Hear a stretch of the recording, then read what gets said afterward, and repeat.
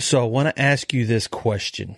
Have you ever had those times that you felt like you were doing what God had called you to do, that you were stepping out in faith, you were being obedient, but yet you still felt those times of doubt, insecurity, and fear, and felt alone? Well, I can tell you a time when I did, and I'm going to share of how it relates even to an Old Testament prophet. Now, this is the same Old Testament prophet that I've discussed in previous episodes, and I'm going to go further with that.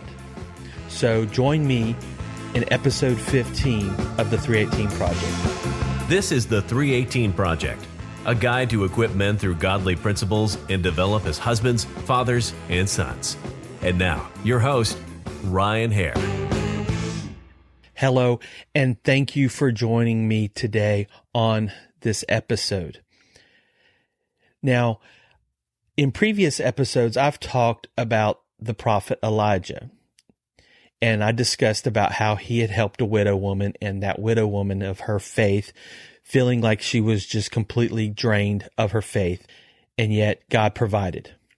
But I want to go a little bit more in the life of Elijah and how he completely at times felt alone, depressed, a fear, and all these other areas that we're going to discuss, and how we as Christians today even still struggle.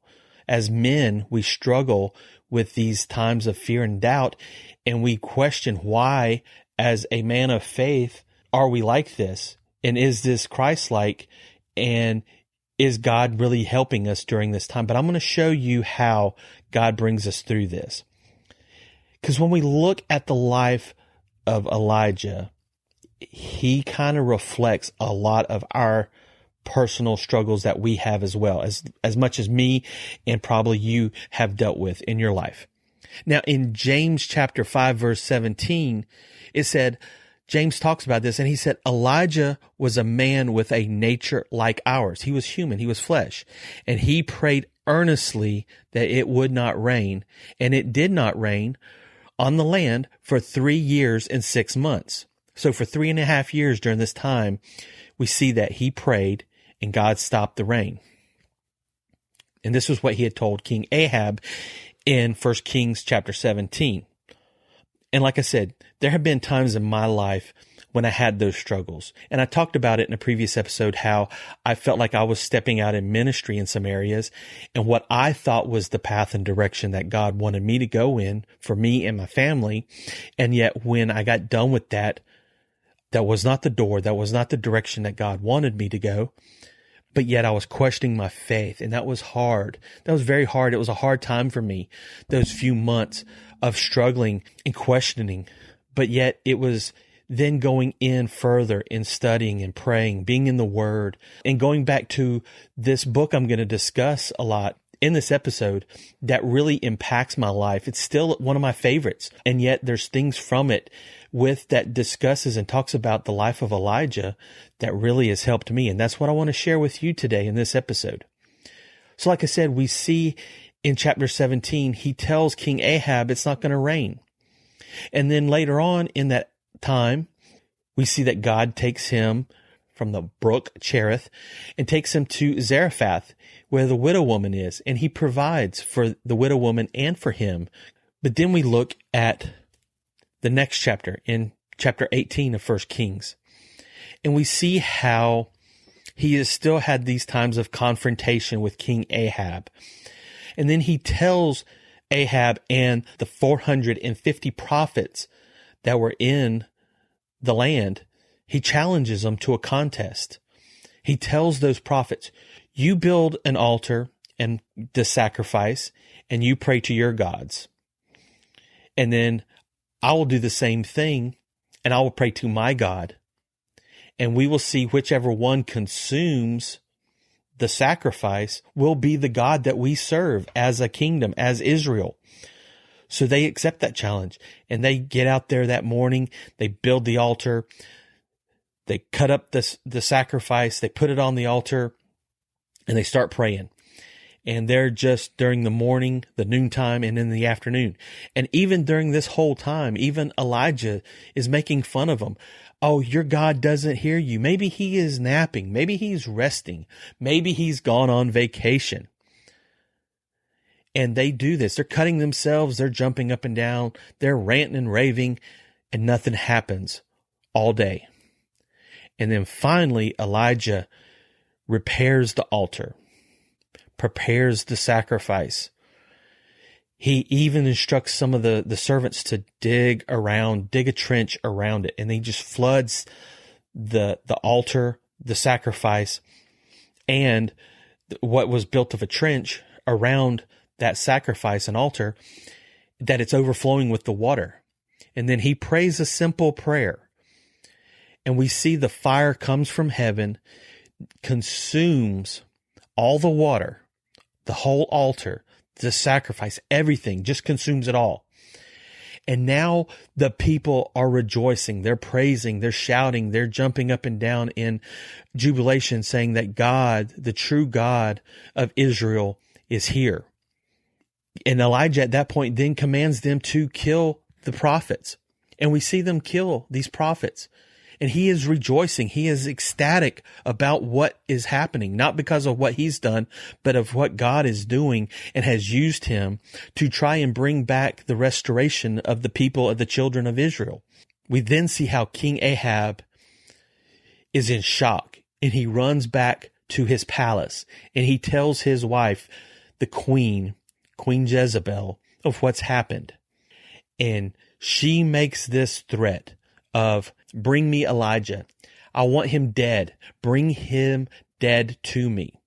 And in this moment of fear, then grips. He's had this great triumph, and yet now this fear grips him that he runs and flees and runs to the mountains to hide from this woman. And it's during this time, though, that then God really speaks to Elijah in the next chapter, in chapter 19 of 1 Kings. And he brings these things to Elijah of an earthquake and the storms and the winds. And he says, I wasn't in the fire. I wasn't in the rain. I wasn't in the earthquake. But he then comes by in a still small voice of the wind. And he says, and he shows him how he is there still in that presence.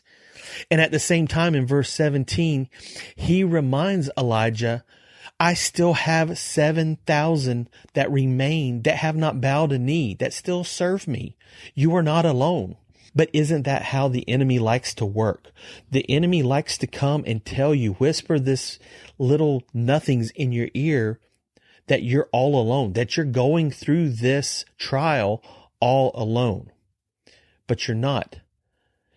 Like I said, God will display his presence in a gentle way, much like a whisper to Elijah.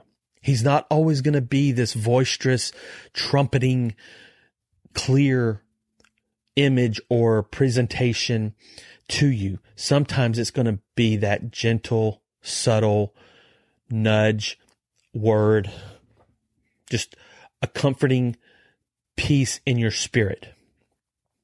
Now, Elijah's weakness was he chose to work alone in the first part of his ministry, because we see later on he did have servants with him, but it wasn't until later on that you see when he really calls then Elisha, and Elisha follows him. And it's in those moments of isolation and loneliness that Satan really will try to talk to you at the most. Now, where I really want to share with you is from the book, and it's called Winners Aren't Those That Never Fail, but Winners Are Those That Never Quit. And this is a book by Dr. Edwin Louis Cole. And again, he has several books, and there are several of them, and there are a few of them they've really impacted my life. But this one book has been one of the top ones that I still read. I'm still reading it now because just of what the impact it has of that encouragement. And this is one of the things that he says in this. This is, they call it a Coleism because of just the things he says. And it's just these quotes that a lot of the men that have been discipled through his ministry, they call them Coleisms. And one of those is, crisis is normal to life. Now, not all crisis is bad, but you're going to face a crisis in your life. You're going to face things that are going to challenge you. There are those times that God will confront, not to punish you. There's times that God will bring punishment, but there's a time of correction when we've had those moments of self-pity, and God is reminding you and me of who we are. We are His children. And sometimes that is hard, that we tend to forget that we are His children. We have everything that we need, but are we resting in Him to allow Him to minister and show us? But sometimes He does take us to these areas. Sometimes we feel like it's a time of abandonment, but God is using that as a time of quietness and rest before the next season. Because that was the same thing in battle.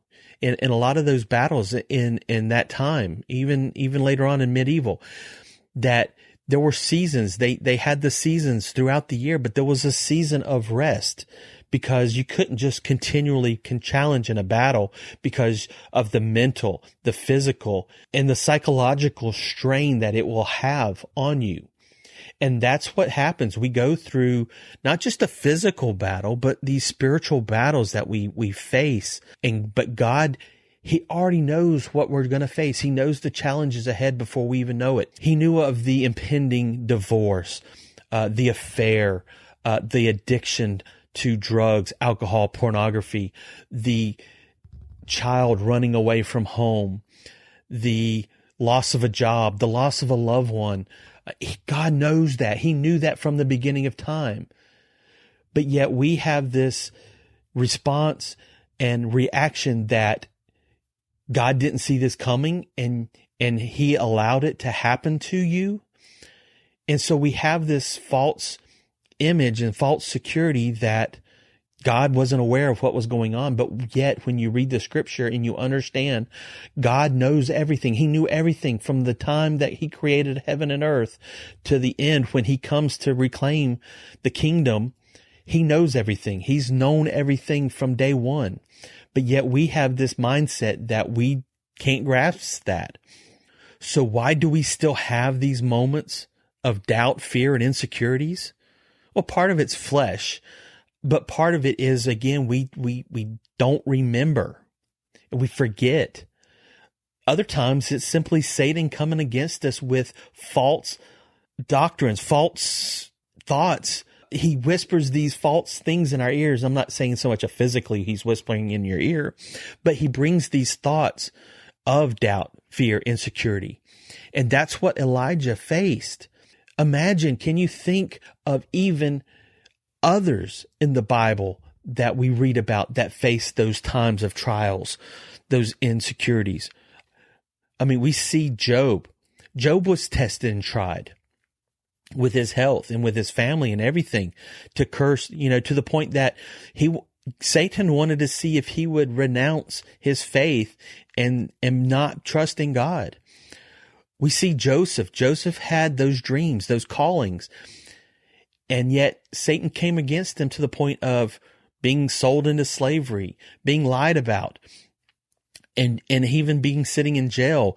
And there was those times of he would probably question, how did I get here? I've had these dreams and these things prophesied that how am I at this point when I knew that I'm supposed to be as a leader?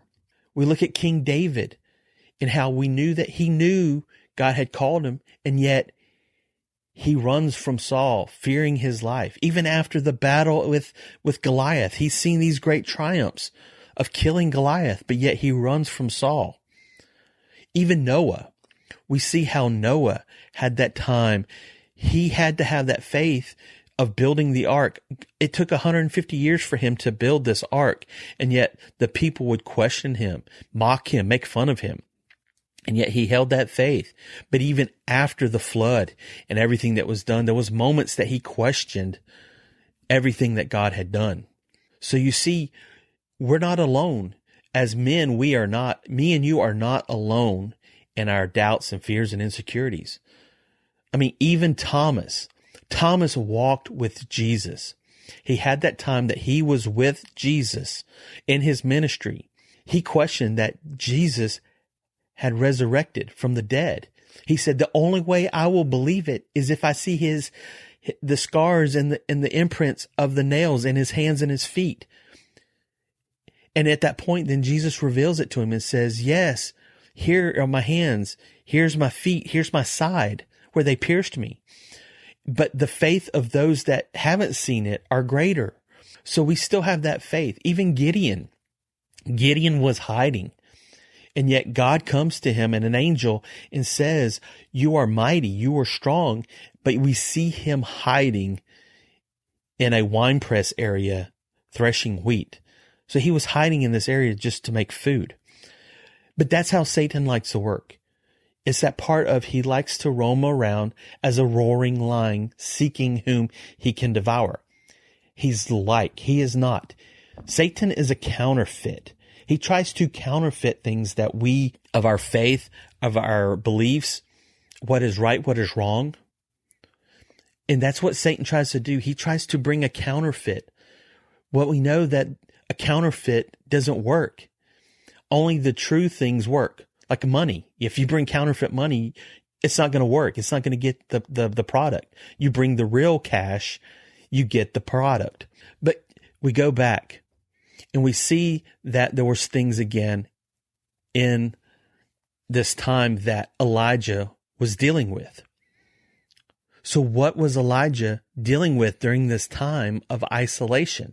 Well, there was a 5-fold temptation during this crisis that he was dealing with. And I'm going to go over each of those 5. How we look at this and we see that God tries to encourage us. He tries to strengthen us. He tries to not so much motivate us, but just bring that strength and encouragement. And he tells us in the scripture, it says to be strong and courageous. It's spoken over 36 times in the Bible. Fear not, or a form of this is mentioned, of be not afraid, fear not, is mentioned over 100 times in the Bible. This is one of those constant reminders that God has to tell us. It's not that we can't do it. It's just sometimes we need that reminding of who we are and of being strong and courageous. It's having that person to come beside you and in bringing that encouragement to you. But I'm trying to bring you the encouragement through God's word. And that's where we always should go, is first into God's word, because that he allows that to share through the word, through the Spirit, through that time of devotion and prayer and seeking him. Then there's those times when a song, a praise and worship will just lift your spirit. But then there's those times of companionship, of being around fellow brothers that can just bring a peace and a calm, of uplifting joy that helps you in that time. And that's what's been tough right now, is because we kind of have these moments of isolation because of everything that's going on. It is hard to have that one-on-one or even a small group of friends getting together and having fun, not just a time of fellowship and sharing. And it's not always about being in the word or praying, but just getting together and having that time of fellowship. So what are the 5-fold temptations that Elijah dealt with? Well, number 1 was depression. And we see how depression is growing in society. So many people are going on these antidepressant medicines. And I'm not saying that, if you're on a medication that then you're not having your faith in God. Sometimes there are those times that you and I may need a medication to help us with those tough times. But if we stay dependent on simply the medication, then we're not putting our faith in that God can do something. And I'm not telling you to go have this faith and just get off your medication, but seek the right help and allow God to speak to you and minister to you. Now, the second part of that second fold was despair. And this was just that, I don't know what to do. I'm tired. I can't. I feel worn out and drained. The third point is resignation. It's that point of just, I quit. I can't do this. We see that in so many ministers today. The statistics are just astounding of how many pastors and ministers are walking away from leading churches because they can't do it, because there's this mentality that they have to do it alone. And there's a mentality sometimes that is looked at pastors of, they're a holier person than we are. And so how can I help them and encourage them? But that's what we, as me and you as a brother, need to do. We need to be that encouragement to our pastor, wherever he is, and be that encouragement. You may not have that really close connection, but the fact that you will take the time and pray for your pastor or your leaders, that gives them the strength to go on, because they'll question. And even, like I said, even for us to have that resignation of, I quit, I can't do this. We see so many people doing that, not just, like I said, in ministry, but how many do you see giving up in their families, in their marriages, in their jobs and careers, even to the point of life, and just giving up on life and committing suicide? We see it in men. Middle-aged men are the highest percentage of suicides. Why? Because we get to this point of, what has my life value come to? Has meaning in my life meant anything to anybody? Am I leaving a legacy? Now, the fourth thing is failure. A lot of us, we have that moment where we feel like we failed. But like I said, winners aren't those that never fail. It's the winners that never quit. You know, they talk about Thomas Edison. Thomas Edison took over 1,000 attempts to create the light bulb. And they asked him about that. And he said, I found 1,000 ways that the light bulb didn't work. But he finally found one that did work. So it's not always that you're a failure. You may have to take multiple steps to find the right path that God has for you. Now, I'm not saying give up on a marriage. You need to work on your marriages. If it's where it's salvageable, always work on your marriages and your family. Don't give up on them. And hopefully they won't give up on you. But at the same time, we're going to face failures. We've had those moments. I've had those moments in playing sports that I didn't win the game, that it was on the line for me and I missed it. I struck out. I missed the shot. Taking a test in school, that you felt the pressure and you bombed it. Sometimes in a job, we lose jobs, maybe because of a mistake or an error. Now, the fifth and final one that we see that he dealt with was inferiority. And it's that part of, I'm not good enough. And this is a part that I really dealt with, because there's a lot of times I still feel like, wait, how can you have called me to do something, God? I'm not good enough. But here's the thing. God does not call the qualified. He qualifies the called. If he's called you, he's going to give you those tools. He's going to allow that Spirit, the Holy Spirit, to work in your life. If it's ministry, if it's speaking, teaching, preaching, he's going to give you those times of being able to get in the Word and have that word of wisdom and word of knowledge that you draw out that word.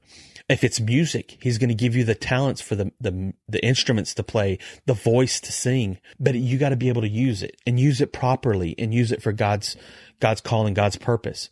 And that's what it was, that was those same 5 areas that Elijah dealt with during that time. But God put him in a place to remind him, he was depressed, but he encouraged him. We see then that he then had him praying. As he's praying, he shows him, I'm still with you. There's still a remnant. No, nothing's changed. I'm still with you. There's still others that haven't left me either, that haven't abandoned me. Don't give up. Don't quit. Oh, and by the way, while you're doing this, have your servant go and look out over the coastline. And he sends the servant several times. And finally, the last time when he sends him, the servant comes back and Elijah says, what do you see? He says, I see a cloud the size of a man's hand. And at that point, Elijah then tells the servant, go tell King Ahab that rain is coming.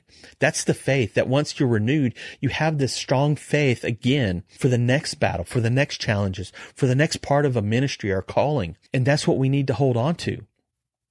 But there's those things that, again, like I said, in this book, Never Quit, that Dr. Cole talks about. And he says there are 3 things that we need to understand in a time of recovery. There's a time of rest. There's a time of a diet, and not so much of proper eating, which is good, but being nourished. As we saw in that time during the drought, that Elijah wasn't sure, but yet God provided that nourishment by the brook and even by the widow woman. But then there's a time of quiet. And that was that key point, that when he got away, yes, there was a time of isolation and he felt alone, but it was also a time that he could really get close to hearing God's voice. Same thing with Moses. Moses had to get to a point of isolation. He had to be out in the wilderness tending the sheep, that finally God spoke to him in the burning bush to show him his ministry and his calling to go save his children, go save the children of Israel. It wasn't in a palace. It was out in the pasture. So it's not always going to be in those high prominent places that you're going to have these moments that God really speaks to you. And that's what James 1:3 says, knowing that the testing of your faith produces patience. Sometimes we're going to be tested. You're going to be tested. And it's in those times of testing that God will strengthen you. And it's showing you sometimes it's slowing down. It's having that patience. And that's tough, because I know I'm having a hard time at times to be patient. I mean, we as men, we have a hard time being patient. And for those that have a good patience, I'm proud of you. Let me know how you do it sometimes. I pray for it, and I ask the God to help and reveal me. But there's those times like you're stuck in traffic, you're sitting in traffic, and I'm ready to go. Come on, move.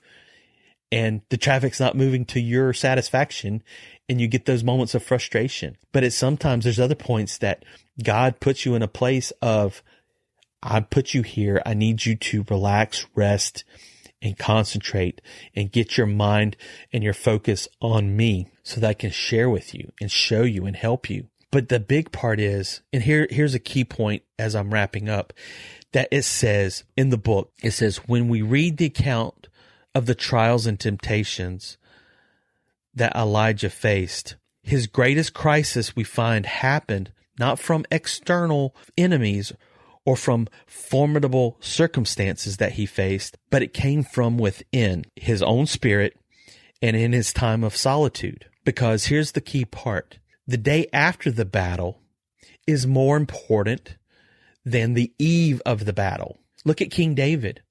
King David fell in temptation with Bathsheba the day after one of his greatest battles.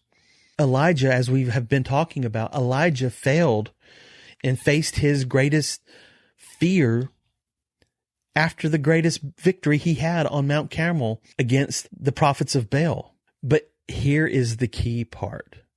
God is your source and my source of strength, worth, and wealth. It's when we get it, like I said, when we get in that word and when we allow him to speak to us in the word, speak to you in that time of prayer. Maybe it's through a song. Maybe it's through a friend, a loved one, a family member, somebody that just comes along and encourages you and strengthens you, that gives you that restored faith. So I want to remind you that yes, you're going to have those times of testing. But as I've said, and as Dr. Cole says, winners aren't those that never fail, but winners are those that never quit. So I want to thank you for joining me on this episode of the 318 Project. And if you have any thoughts, comments, or suggestions, I would ask that you go to speakpipe.com/the 318 Project. And there's a way that you can leave an audio recording. It comes to my email, and you can leave an audio recording of anything that you have on your mind. If you simply want to share or ask a question, and it will come directly to me and I'll be able to respond back to you. But I also want you to be able to like, subscribe, and if you can, guys, share this with other men so that they can be blessed, so that they can be strengthened, and that they can be encouraged, because you may be the one that will help that other brother in a time of need. And again, we're on all the main social platforms, It's on Apple, iTunes, Spotify, Google Podcast, iHeartRadio, and a new one that just came out. It is now available on Amazon Podcast. So if you have Amazon, be sure to check it out. And again, guys, I thank you, and I want you to have a blessed and wonderful day. Thank you for joining on this adventure of integrity and honor in godly masculinity. Be sure to like, subscribe, and share this podcast with other men. And remember to keep building faithful men.